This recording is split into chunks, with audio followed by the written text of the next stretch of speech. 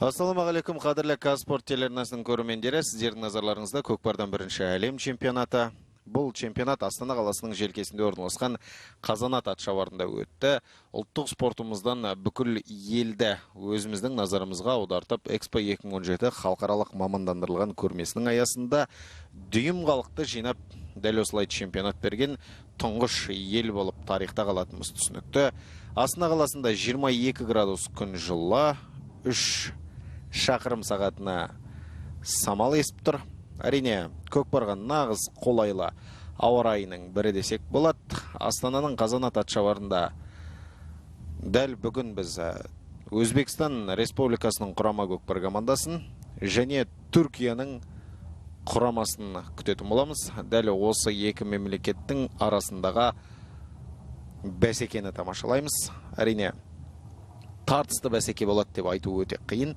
Өзбекстан құрамасының жігіттері тәжірибелі, оған дау жоқ.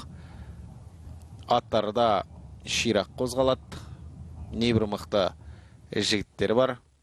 Осы оңтүстік Қазақстан облысының Жамбылға келіп, көкпардан жаппай көкпарда өздерінің бақтарын сынап жүрген жігіттер. Алла, ортадағы төрешілер бүгінгі ойынға төрелік ететін сіздердің назарларыңызда тұр. Ортадағы төреші халықаралық дәрежедегі төреші Бақытжан Төлегенов, ал қапталдағы төрешілер Бақытжан Кенжебеков, Бейбіт Салмаев және Есенқұл Нұрақов. Есенқұл Нұрақов Қырғызстаннан келген төреші екенін айта кетейік. Сонымен жалпы Өзбекстан мен Түркия арасындағы бәсеке басталуға дайын. Міне төрешілердің дәл алдынан екі команданың жігіттері бір-бірімен амандасып, сәттілік тілесіп, ары қарай бәсекені бастайтын болады. Өзбекстан құрамасы мына тізімде өнер көрсетеді. Бірінші нөмірде Захиджон Букебаев, екінші нөмірде Избосар Азимов, үшінші нөмірде Заман Түймебеков, төртінші нөмірде Жаникул Умаров, бесінші нөмірде Туляган Маликов, алтыншы нөмірде Шерали Биркулов, жетінші нөмірде Азамат Холмирзаев, сегізінші нөмірде Жамаледдин Умирзаков, 9-шы нөмірде Шерзот Нұралиев, 10-шы нөмірде Әлшер Расулов, 11-шы нөмірде Салим Собиров, 12-шы нөмірде Құдірет Жураев. Ал Түркияның құрамасы міне сіздердің алдарыңызда. Бірінші нөмірде Жейлан Алпаслан, екінші нөмірде Ватан Ташбек. Ватан Ташбек әрі жаттықтырушысы. Дәл осы Түркия құрамасының үшінші нөмірде Өндер Хурсан, төртінші нөмірде Улу Батлы Бурку, 5-ші нөмірде Тимур Мустафа, 6-ші нөмірде Динчер Жимал, 7-ші нөмірде Уфук Ридван, 8-де Пәкөз Жемил, 9-да Селихеддин Туфан, 10-да Огузхан Учар, 11-де Алпарслан Кутлу, 12-де Низихат Жейлан. Сонымен Өзбекстан құрамасының алғашқы шабуылы және алғашқы салымы өте тамаша. Бұл салымның авторы Умаров Жаникул, 4-ші нөмірдегі Өзбекстан құрамасының өкілі. Екі құрамды таныстырып бітеміз дегенше ойында басталып кетті. Ал ойын бастала салысымен дегеннен серкен жерден көтерген өзбек палуандарын көрдіңіздер және алғашқы салымды салды. Көк аттың күші бұл жерде көп көмектесті. Бірінші көк ат топ бастады, одан кейін көп ат артынан салып еді. Дегенмен сол Умаров Жаникулдың астындағы көк табанға ешкім жете алған жоқ. Сонымен жалпы Өзбекстан құрамасының жаттықтырушысы Рахимжон Хожиматов, ал Бахромжан Гафуров команданың жетекшісі қызметін атқарады. Өзбекстан құрамасының жігіттері Умаров Жаникулдың тақымына серке түскеннен кейін екінші шабуылдарында бастап кеткен екен. Ал Түркия құрамасын Ташбек Ватан жаттықтырса, Жейлан Алпаслан жетекшілік етеді. Екеуі де құраманың сапында өнер көрсетіп жүр. Бұл тағы да салым. Ойынның 3-ші минутында Жаникул Умаров есепте еселеді. Міне шабандоз, міне батыр, міне балуан. Әрине Түркия құрамасы өзбектерге қарсы тегеурінді ойын өрнегін көрсете алады дегенге сену қиын. Десек те біраз күш сынасып бағатын болады. Міне өзбек балуанның тақымында жатқан серкеге түріктер таласқанымен білектің күші келіспей қалғанын көрдік. Есесіне бірінші және үшінші минутта Омаров Жаникул 2 салым салып Өзбекстан құрамасын алға оздырып кетті. Ойынның 4-ші минуты басталды. Міне серкені өздеріңіз көріп отырғандай түрік палуаны 7-ші нөмірдегі Уфук Ридван көтерді. Уфуктың тақымында серке. Уфук енді ұшып тұрып шабуылға көшуге тиісті. Міне өзбек палуандарының жанынан қалай өтіп кетті. Уфук жалғыз өзі мәреге қарай келе жатқан сыңайлы жоқ. Құдырат Жураев шығып қалған екен алдынан. Уфук Ридван әрі қарайда серкенің тақымға басқан күйі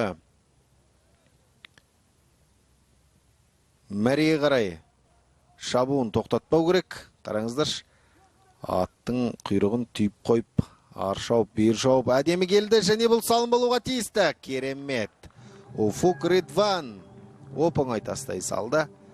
1989 жылы туған Түркияның палуаны Уфук Ридван. Уфук деп те өздері айтып жатады. Міне, мәренің ортасына түспей-ақ, өзі аттың аяғын бастырмай-ақ әдемілеп тұрып серкені, яғни қолдан жасалған муляж деп жатады. Осына мәренің қақ ортасын лақтырып тастай салды. Қас қағымде 3-ші нөмірдегі Заман Түймебеков серкені тақымға басып алды. Заманның тақымында серке бұл салым болуға тиісті. Өте күшті палуандардың бірі. Оңтүстік Қазақстан облысында, Жамбыл облысында өнер көрсетіп жүрген жігіт. Міне қалың доданың арасынан, қаптақ білген түріктің арасынан келіп серкені тастап кетті. Ойынның 6-шы минутында Заман Түймебеков 1988 жылы туған палуан. Жалпы өзбек жігіттері өте тақымгіш болады. Тақымдары тастай келеді. Оны Қырғызстанда болған ойында өзбек палуаны дәлелдеген болатын. Қазір таңда қазақ, қырғыз, өзбектің арасында бұл ойын өте аңызға айналған. Қырғызстанның ережесі бойынша 1 тайм 20 минуттан 3 кезең бойынша көкпарда өнер көрсететін өздеріңіз жақсы білесіздер. 2 тайм өзбектер қатты ұтылған кезде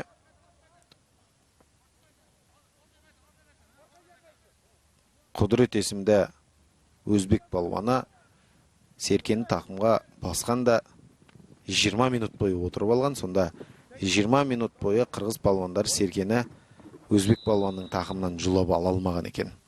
Осындай аңызда есте. Омаров Жаникул айтып ауыз жиғанша бір аңызда аяқтап біткенше тағы бір салым салып тастады. 1-ші минут, 3-ші минут, 6-ші минут, 7-ші минутта өзбектер ойсыратып ұтып келе жатыр. Ал Уфук Ридван Түркия құрамасы үшін бір салым салды. Есеп 4-1. Өзбекстан құрамасы алда. Ойынның 8-ші минуты. Өзбек жігіттері серкені жерден өте тамаша көтереді. Құдды бір бұлар көтеріп жатқан кезде бір 15 келілік серке сияқты болып көрініп тұр. Дегенмен де 35 келі екенін ескерген жөн. Заман Түймебеков қайтадан серкені өз тақымына басып алды.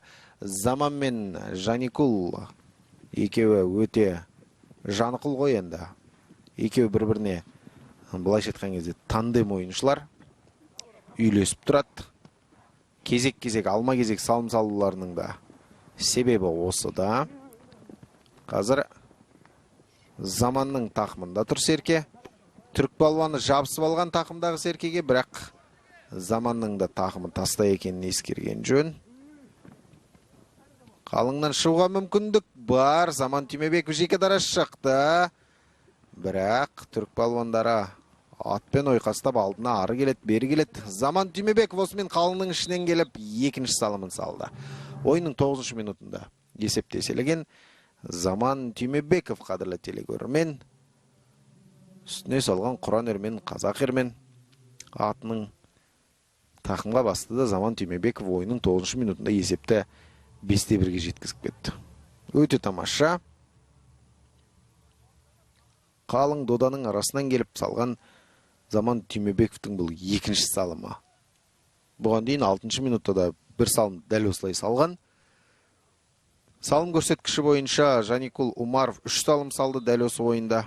Чемпионат барысында оның бұл 5-ші салымы, ал Заман Түймебеков болса оның чемпионат барысындағы 6-шы салымы, десек те бұл ойында 2 салым ғана салды. Түрік балуаны 7-ші нөмірдегі Уфук Рыдван қайтадан Серкені өз тақымына басып алды. Уфук Рыдван жаңа ғана Серкені тақымға басып кеп шабуылға шығып түрік құрамасы үшін бір салым салған жігіт. 11-ші нөмірдегі Салим Собиров екеуінің арасындағы тартысты көрдіңіздер. Нәтижесінде Сәлім Серкені өз тақымына басып алды. Сәлім сабырлық танытқаны көрдіңіздер. Өзінің де ат жөн солай екен. Сәлім Сабыров ойын алаңның сыртына шығып кетті. Серкемен қоса енді ортада жекпе-жек сайысы болады. Қырғызстан құрамасының бапкерлері, ойыншылары және жанкүйерлері отырған бұрышты көрдік. Захиджон Букабаев пен Уфук Рыдванның арасындағы жекпе-жек. Екеуі де екі мемлекеттің ең мықты ойыншылары. Шіркін ай десеңізші. Тағы да өзбек балуаны Захиджон Букабаев Серкені тақымға басып алды.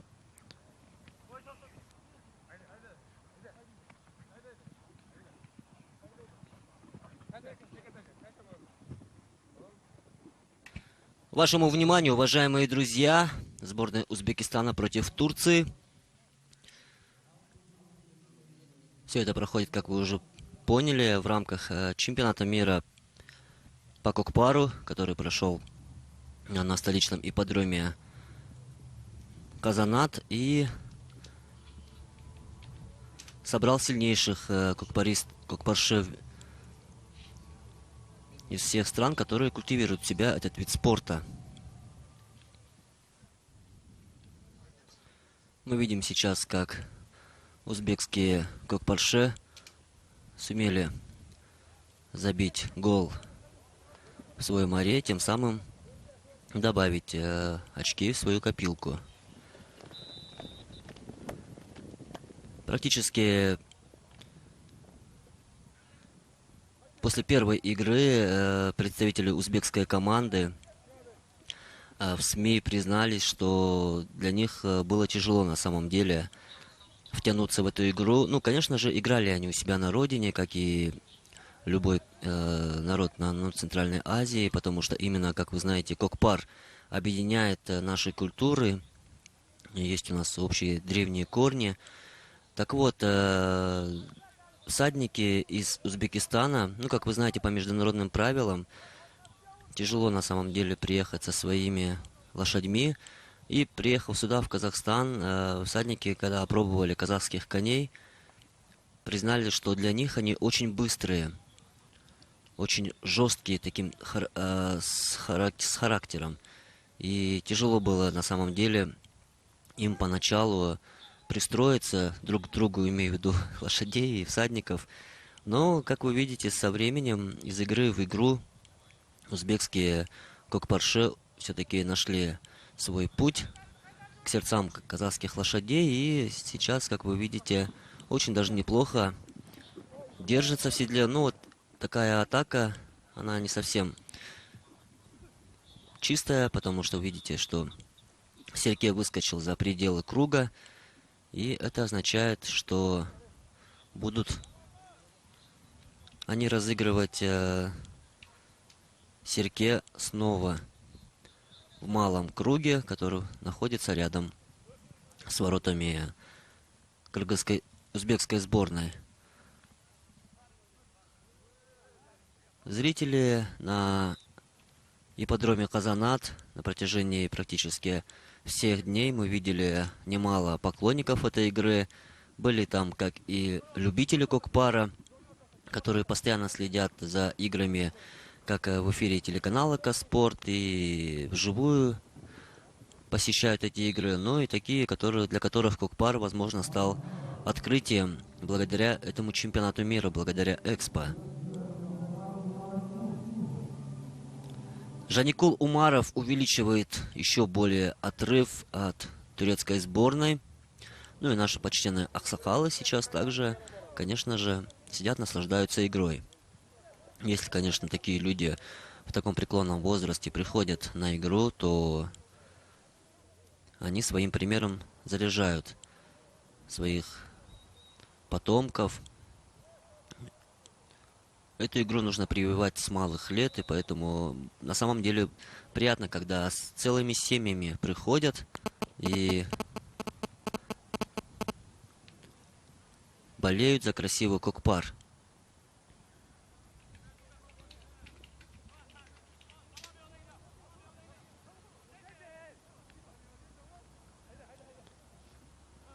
Мы знаем, что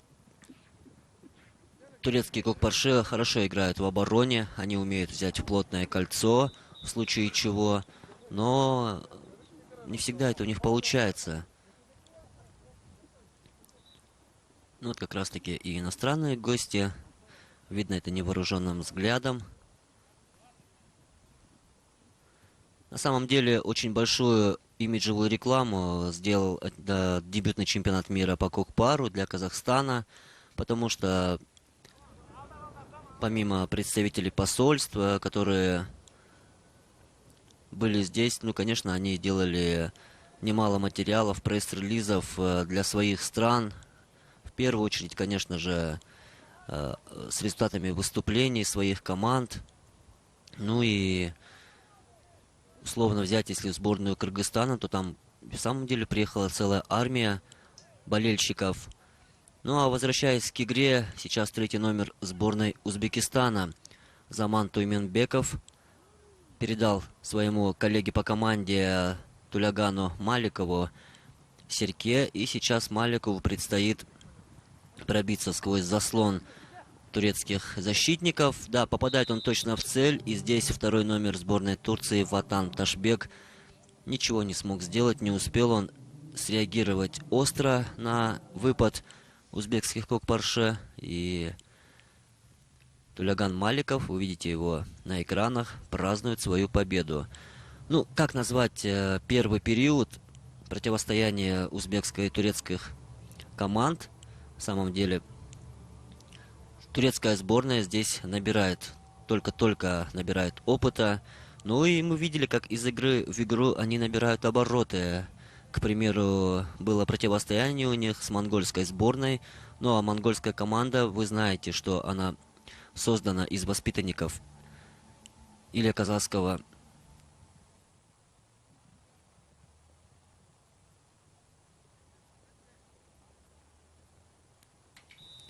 Была создана из воспитанников, из наших земляков, братьев-казахов Баян-Ульгийского района. И они, конечно же, кокпары играют с детства. Но даже в противостоянии с таким сильным, мощным соперником турецкие кокпарше не давали спуску и сыграли на очень высоком уровне. Если вы помните счет, завершился со счетом игра, завершилась 8-6. И такое вот не слишком большое отставание играет в пользу турецкой сборной. Сейчас на самой кромке поля разыграли они серьке. Первыми здесь сумели забрать в свои руки узбекский кокпарше, и 11-й номер сборной Узбекистана Салим Сабиров забросил серьке в очередной раз свои ворота. На 19-й минуте Салим Сабиров делает первую голевую атаку в этой игре. Сонымен Өзбекстан құрамасы 9-1 есебімен алда келеді. Ойсырата жеңу деген осы болса керекті. Әрине, сөз басында атап өттік. Өзбекстан құрамасына төтеп бере алатын командалардың бірі емес. Түркия, егер Өзбекстан Ауғанстанмен, Тәжікстанмен, Монғолиямен шыққан кезде бір басқа ойын болушы еді. Ал Түркия құрамасының жігіттермен бақталаста өздерінің өте мықты екендерін расымен де дәлелдеп отыр. Бірінші кезеңнің ең соңғы минуты, санаулы секундтар ғана қалды. Аттың тізгінін, қасқа күреңнің тізгінін тартып, ауыздығымен алыстырып келе жатқан өзбек балуанын көрдік. Уфик Ридван ыршынып алға шықты, және бұл салым өте тамаша. Түркия құрамасының сапындағы 7-ші нөмірдегі ойыншы осымен өз құрамасына 2-ші салымын алып келді. Уфик Ридван ойынның 20-ші минутында әйтеуір салым санын 1-ге болсын қысқартты. Қазір есеп 9-2. Әрине, мұндай есепке келесі таймда теңестіре алмаса ақиқат. Өзбекстан құрамасының жігіттері де қарап қалмайтыны белгілі. Қайталап көріністен көрсеңіздер, расымен де Серкені өте адамы тастап кетті. Қай жерде шығару керек, қай жерде тастау керек екен білет. Уфик Ридван нәтижесінде Түркия құрамасының сапына осындай әдемі салымда алып келді. Жалпы 11 мемлекеттің жігіттері күш сынасып жатқан бәсекедегі бұл іріктеу кезеңдерінің Өзбекстан мен Түркия құрамасының ойыны. Қазір бірінші кезең бойынша қайталап көріністі назарларыңызға ұсынамыз. Ең қызықты сәттер сіздердің назарларыңызда.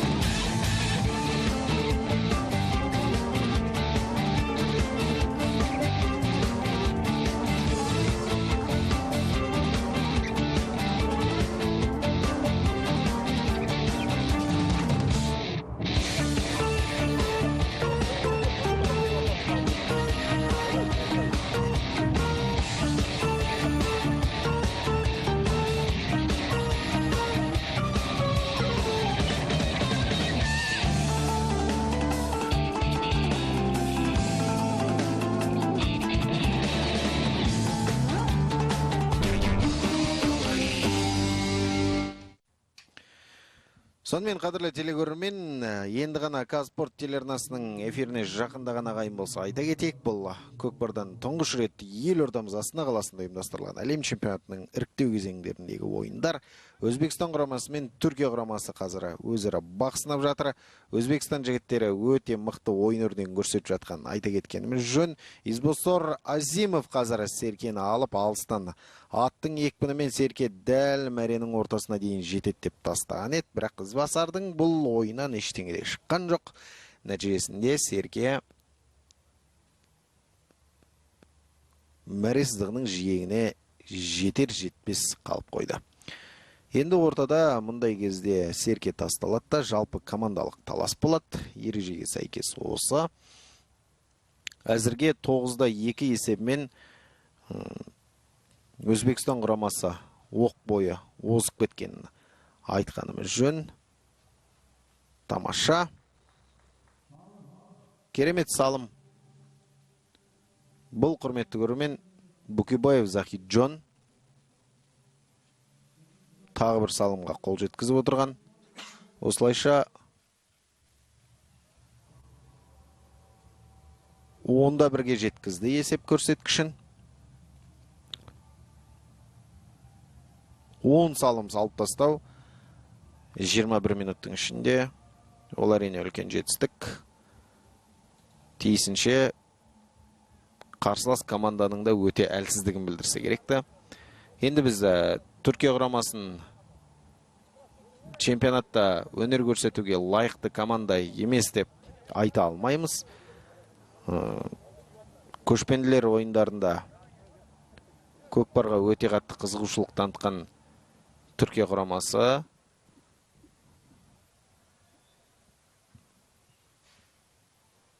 әлем чемпионатында да өздерінің бақтарын сынап жатыр. Ашық Азия чемпионатына да қатысқан болатын. Сондықтан алдағы уақытта бұл команданың сапы түзеліп кететініне біздің сенім мол. Дәл осы этноспорт түрлері қауымдастығының штаб-пәтері Түркияда орналасқан білесіздер. Осы конфедерацияның президенті түрік азаматы Біләл Ердоған Казспорт телеарнасына эксклюзивті сұхбат берді. Сол сұхбатында әрине көкпардан Қазақстан құрамасы әлемдегі ең атақты даңқты командалардың бірі екенін атап өтті. Теңдесі жоқ командалардың бірі екенін де айтты. Ал Түркияның жігіттері қазір таңда ұлттық спорттың түріне келгенде жамбатудан мықты, бірақ көкпардан еңсе түзеуге, еңсені тіктеуге жұмыс жасап жатырғандығы айтылды. Алдағы уақытта Қазақстаннан бапкерлер барып қалуы мүмкін Түркияға, сондықтан көп дүниені күтеміз. 6-шы нөмірдегі өзбек балуаны Шерали Биркулов қазір күрделілеу айтқанда итшілеп мәреге жетті. Дегенмен түрік жігіттері Шералидің тақымынан серкені суырып алатын секілді болып тұр. Өйткені тәжірибесі аз екені байқалады. Жетекке алып келетін жігіттері осылар негізінен. Бірақ қазір ережеде аттың тізгінінен ұстап өзінің командаласын жетектеп алып келуге қатаң тыйым салынады. Осы себептен де бұл Шералидің тақымындағы серкен мәренің ортасына түспей қалған секілді. Әрине, басқа мықты балуандар бар ғой. Букебаев Захитжон жүр, Ізбасар жүр, Заман Түймебеков пен Жаникул Умаровты, Төлеган Маликовты айтуға болады. Барлығы да мықты жігіттер. Салим Собиров, Құдірет Жораев та бар. Десек те, қадірлі телегөрмен, Умырзақов, Жамаладдин, Шерзот, Әлшер деген сияқты. Шерали деген сияқты жігіттер құраманың кейде осы сан толтырып тұру үшін келген сыңайлы көрінеді. Десек те көкпар тартып жүрген азаматтар еңкей алады, серкен тақымға басып жүре алады. Бірақ сонда да салым салуға келгенде шеберліктері әлі шыңдалмағаны көрінеді. Ол айқын. Оны айтуға тиістіміз. Және осы кезде жігіттер де көмекке келіп, тізгіннен тартып апара қалайын десе, ондай мүмкіндікті көкпардың ережесінен алып тастаған. Олар әрине өте жақсы, өйткені таза ойын көрсетуге мүмкіндік бар. Уфук Ридван қайтадан серкен тақымға басып шабуылға шықты. Атының жүйрігін қараңызшы, шұқыр екен өзде. Жалғыз өзі келді. Өте тамаша салым. Міне, салымды осылай салу керек. Ридван Уфик Түркия құрамасының ойыншысы бүгін жарады. Расымен де Түркия құрамасының сапында қазір 3 салым болса, 3-інде осы Уфик Ридван салды. Әлі де мұнымен тоқтамайды деген ойымыз жоқ емес. Көрермендердің арасында әріптесім Аян Төлеген атап өткендей, еңбектеген баладан еңкейген қартқа дейін бар. Оның арасында жастардың қарасы көп, ол бізді қуантады. Өйткені атқа мінген ағайынды көргенде қаны қызбайтын қазақтың жоқтығы белгілі. Сондықтан да Астананың Қазанат атшабарын осы өңшең ат сүйір қауым толтырды. Міне тамаша. Қазір Ізбусур Азимов жаңа ғана серкен тақымға басып, бірақ шығарып алған болатын ойын алаңның сыртынан. Қазір сол олқылықтың орнын толтыруға мүмкіндік бар. Және мәренің тура үстінде. Шіркін-ай десеңші, қандай талас. Осындай кезде еңкейіп тұрып астыға тастай салса, бұл салым болатын ақ. Тұс қой. Ізбасар өзінің шеберлігін көрсеткісі келеді. Қалың доданың арасында және мәренің ішінде бұл салым. Иә, өте тамаша. Ізбосар Азимов ойынның 27-ші минутында есепті 11-3-ке жеткізіп отыр. Ізбасар деген палуан Заман Түймебеков пен Жаникул Умаровтың ізін басып 4 салым, 2 салымнан салғысы келеді. Бірақ бір салымның өзін айнал соқтап жүріп әрең салғанын көрдіңіздер. Астындағы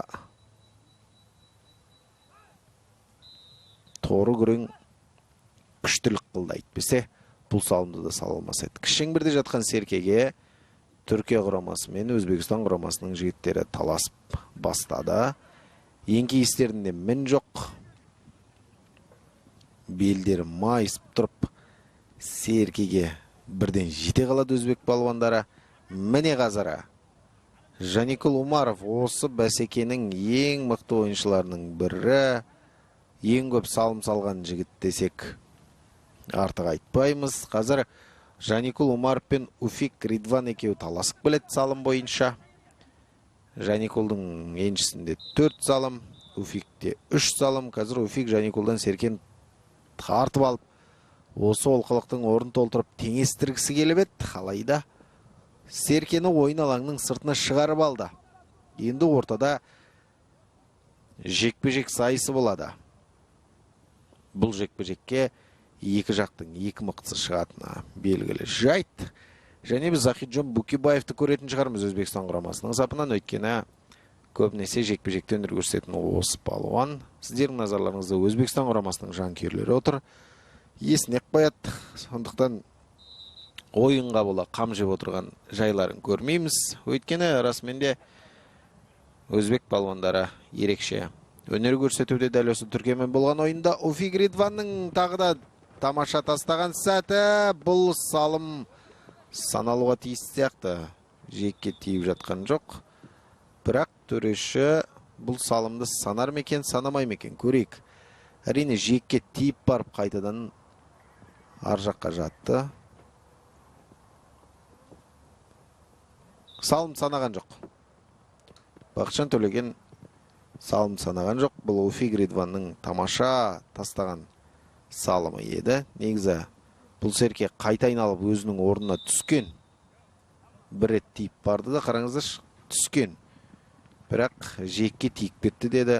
Салыстырған кезде расменде жектің үстінде жатқаны көрінеді. Сондықтан да бұл салым санаған жоқ. Төрешінің әділдігі осындайды байқалады. Шіркін-ай, атының артынан айналдырып әкеп Серкені Заман Түймебековтен жұлып алғысы келген Уфик Ридван жалғыз өз ойнап жүр әйтеуір Түркия құрамасының сапында. Бірақ өзбек балуандары өздерінің мықтылығын көрсетті. Сонымен есеп әзірге 11-3 Өзбекстан құрамасы алды. На самом деле, уважаемые друзья, в самой Турции, несмотря на их статус, может быть, новичков, как могут подумать некоторые любители, болельщики Кокпара в Казахстане, ну, судя по их игре, могут так подумать. На самом деле в Турции давно уже играют в Кокпар и культивируют эту игру, и есть у них и свои команды. Но правила, конечно же, в разных странах по-разному. В том же Кыргызстане играют в 3 периода, называют эту игру Кокбору. И в Турции, к примеру, ну, это, пожалуй, единственный был пример, вот, ну, до нынешнего чемпионата мира, единственный был пример в мире Кокпара, когда борьба велась за чучело козла, набитое соломой. То есть это совершенно несравнимое с тем, что играли в Казахстане, в Кыргызстане, в Китае, в Венгрии, Афганистане, Узбекистане. Потому что вы знаете, что до этого чемпионата мира на других официальных турнирах, международных турнирах играли настоящую тушу козла, серке. Ну а сейчас на этом чемпионате мира организаторы от Казахстана. Продумали, провели экзамен. На самом деле был большой отбор на выносливость, на крепость этого муляжа. И, как вы видите, был создан идеальный вариант. 30-35 килограммовая туша, которая выдерживает мощные руки Кокпарше. Его можно раздирать, его можно топтать конями, можно кидать, но, видите, он остается как новенький, да, как говорят в таких ситуациях. Поэтому, возможно, сложнее в этом плане где-то турецким Кокпарше. Ну и плюс, как я уже говорил чуть ранее, здесь, конечно же, играет свою роль и самобытность наших казахских лошадей. Так же, как и узбекам, на самом деле турецким Кокпарше тяжело привыкнуть к нашим казахским коням. Хотя в мире коневодство, именно наши лошади, они считаются очень спокойными. Но для Кокпара, конечно же, их приучивают, их натаскивают, их тренируют. И поэтому они считаются в мире Кокпара одними из лучших наших лошади. В жизни они очень кроткие, спокойные, непривередливые, ну а в игре, во время игры превращаются в вот таких вот яростных бойцов. И это на самом деле такой вот удивительный феномен наших лошадей. Поэтому они ценятся на рынке коневодства, в мире Кокпара. Поэтому но для этого нужно привыкнуть. Сами игроки, тренеры других стран, конечно же, ну и наши казахстанские Кокпарши, конечно же, признаются. К ним нужно привыкнуть хотя бы неделю, нужно разговаривать с конем, нужно обхаживать его, нужно с ним подружиться. А без этого тяжело на самом деле справиться с характером казахского коня. Если здесь узбекские Кокпарше сумели справиться с обороной турецких защитников, то гости из солнечной Турции, наши братья-тюрки, пока что не могут найти лазейку, как сейчас это делает 6-й номер сборной Турции, который буквально облеплен игроками из противоборствующей команды. Жиман Динчер упустил Сергей своих рук. И 9-й номер сборной Узбекистана Шерзот Нургалиев. Уже на этот раз он облеплен игроками из команды Турции.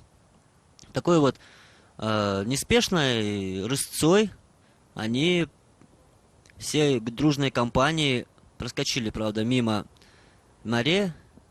И нужно делать круг, чтобы вернуться как можно ближе к воротам и уже там попробовать забить очередной гол. Все участники нынешнего дебютного чемпионата мира, которые, надеюсь, все мы надеемся, что рано или поздно обретет свои традиции, будут принимать другие страны, мировое первенство. И чемпионат мира на самом деле станет визитной карточкой Кокпара. Ну а то, что в истории останемся мы, как организаторы дебютного чемпионата мира, Казахстанская ассоциация национальных видов спорта, то это, конечно, ни у кого не вызывает сомнений.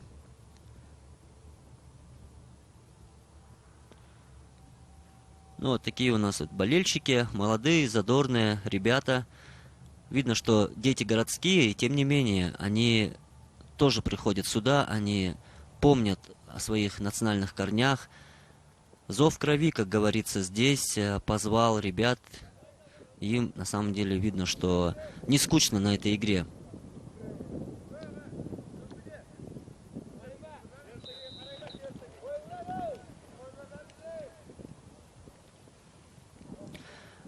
Остаются считанные минуты до конца данного противостояния.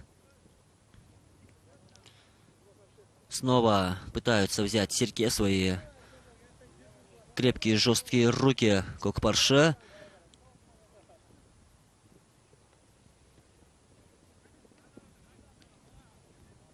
Вроде бы как это первыми сделали узбекские. Под 4-м номером всадник Жанникол Умаров. Вот он сейчас крупным планом показан режиссерами трансляции. Не может он выскочить из этого заколдованного круга, который создали турецкие Кокпарше. Видим, что 8-й номер сборной Турции Пакос Джемиль не дает буквально прохода своему сопернику. Ну, это и правильно, это игра. Здесь нужно сражаться в командном темпе. И пока вот такая идет борьба между командами, продолжение темы о чемпионате мира. Все, конечно же, понимают, что кто здесь главные соперники, кто фавориты. К примеру, те же американцы сразу назвали себя Кинже.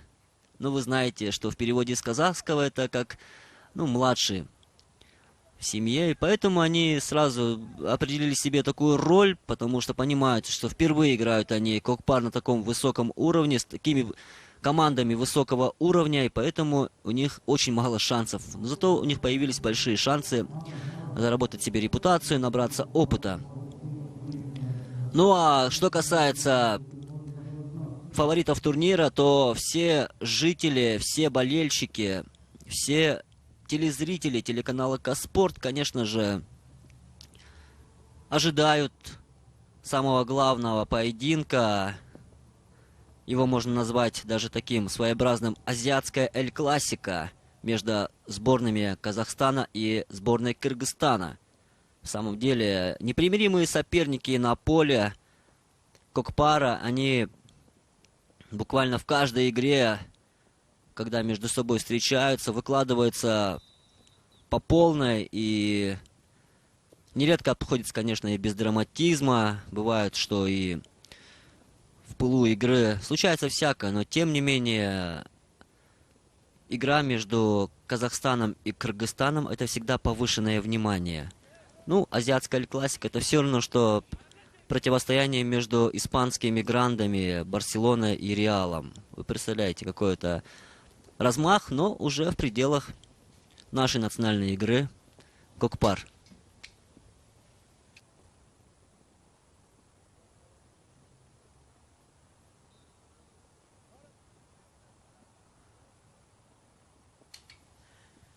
Сейчас судья центра Тулегенов Бахытжан за последние секунды этого противостояния даст свисток к последнему, пожалуй, старту на этом матче. Ну а нам показывают крупным планом узбекского тренера Рахимжана Хожиматова. Ну и здесь Салим Сабиров против Уфика Ридвана. Жекпе-жек прошел как-то очень быстро, молниеносно. И игрок сборной Турции, ну как так? Такая возможность была. Такая была возможность поставить красивую точку, хлопнуть красиво дверью. Но слишком поторопился турецкий игрок. И видите, сейчас на повторах никто не мешал. Обзор был идеально чистым. Видите, раньше времени он скинул, за 2 метра скинул он Серке в круг. Думал, что благодаря прыгучести он сам запрыгнет в ворота, но сказки не случилось. И игра завершилась со счетом 4-3. Разгромное поражение Турции. Ну а это не последняя игра в эфире нашего телеканала в рамках чемпионата мира. Конечно же, мы еще увидим много ярких, интересных противостояний. Команды выходят в центр круга для приветствия. Ну а мы на этом с вами прощаемся, уважаемые друзья. Спасибо вам за внимание. С вами вместе сегодня были Каирхан Маулен и я, Ян Тулеген. До скорой встречи, друзья.